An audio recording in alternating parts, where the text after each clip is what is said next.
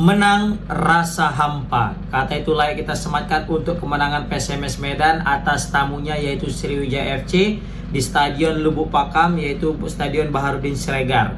Ya, meski kita akui memang kali ini PSMS Medan bermain baik dan berhasil meraih kemenangan 1-0 atas Sriwijaya yang dicetak oleh Angga.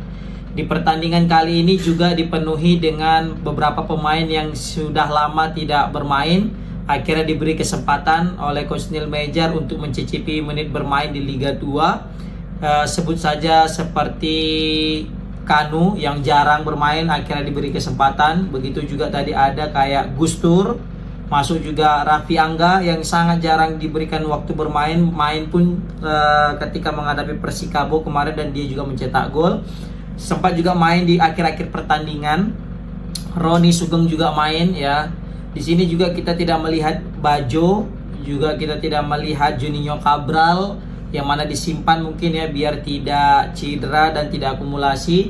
Aidun juga tidak diturunkan sebagai starter ya. Nathan juga tidak dimainkan starter, Sandi Suta juga tidak. Sehingga praktis memang kayaknya Coach Neil Meijer ingin memberikan waktu bermain kepada beberapa pemain yang sudah lama tidak turun sebagai starter.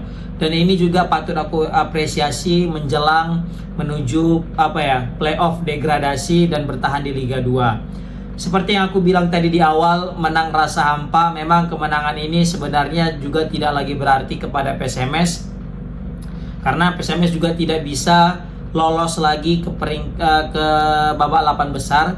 Tapi setidaknya dengan kemenangan ini sedikit mengobati kekalahan kita atas PSPS Pekanbaru yang bermain di kandang Pekanbaru yang kita kalah 1-0 karena blunder daripada Kuba. Dan di sini bisa kita lihat juga kayaknya berdampak besar ya kesalahan kemarin dan juga ditariknya Kuba di pertandingan lawan Pekanbaru kemarin. Karena di sini yang menggantikan Rohim dan penggantinya cadangan juga Ilyasa, tidak tertera nama Kuba di situ guys. Nah ini kita menarik, ada apa sebenarnya? Apakah hubungan manajemen PSMS dengan Kuba sedang tidak baik-baik saja atau baik-baik gitu, tapi memang lagi cedera atau mungkin lagi disimpan seperti itu ya. PSMS menang 1-0.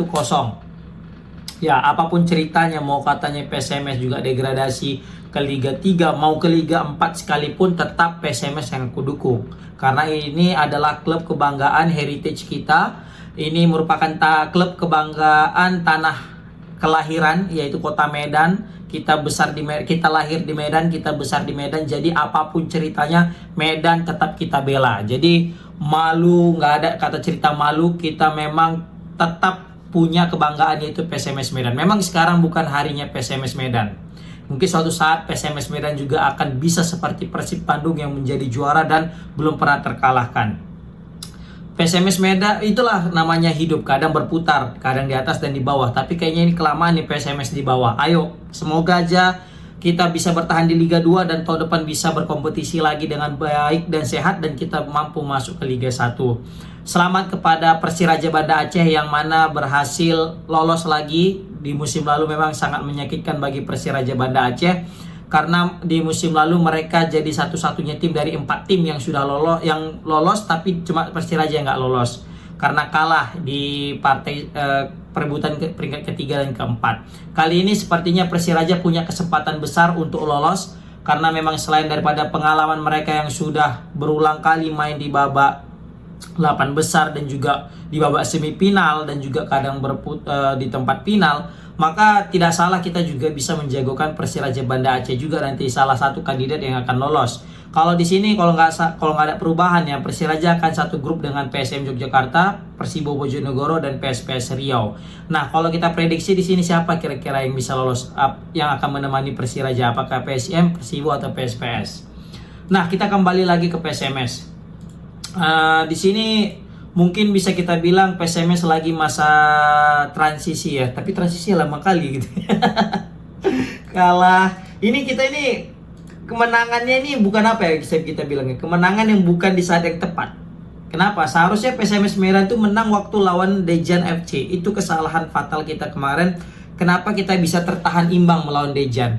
Karena kalau misalnya kita menang lawan Dejan saat itu, maka secara praktis kita akan berada di peringkat 2 ya, menggeser daripada Cimahi, begitu juga dengan PSPS Pekanbaru gitu loh.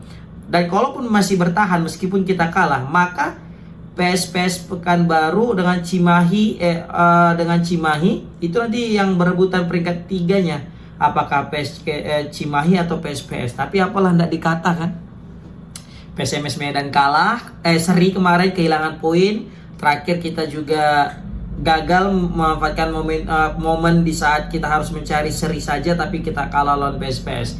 Tapi nggak apa-apa. Ingat, kita harus tetap mendukung PSMS dikala gimana pun situasinya. Jangan hanya ketika menang kita dukung PSMS, tapi ketika kalah kita lari dari PSMS, kita tinggalkan PSMS. PSMS tetap harga mati. Tetap kita fokus kepada playoff degradasi, jaga nama baik PSMS, seperti itu. Karena apapun ceritanya, klub nggak bisa diganti guys, serius. Nggak mungkin kita orang Medan tiba-tiba kita ngefans sama klub Persija kita dukung, nggak mungkin. Kita dukung Persebaya nggak mungkin. Apalagi kita dukung Persiraja Banda Aceh juga nggak mungkin, kan gitu. Karena kita orang PSMS ya kita dukung PSMS. Paling-paling kita dukung PSS Deli Serdang. Rupanya PSS Deli Serdang juga bapuk kali di Liga 3, hancur lebur ya kan, kena bantai aja. Begitu juga dengan Salah Sumut tapi lebih baik dikit lah daripada PSDS Deli Serdang.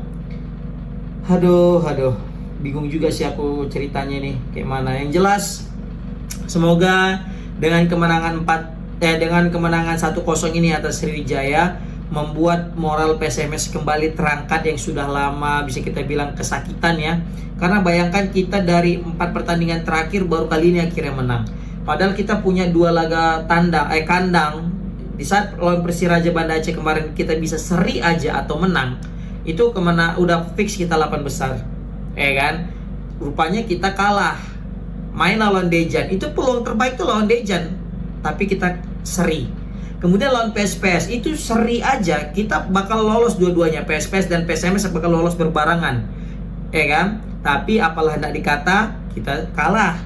Pas pula PSKC Cimahi menang lawan Persikota, itu yang paling menyakitkan. Padahal Persikota udah sempat nyetak gol tuh kan, tapi dianulir.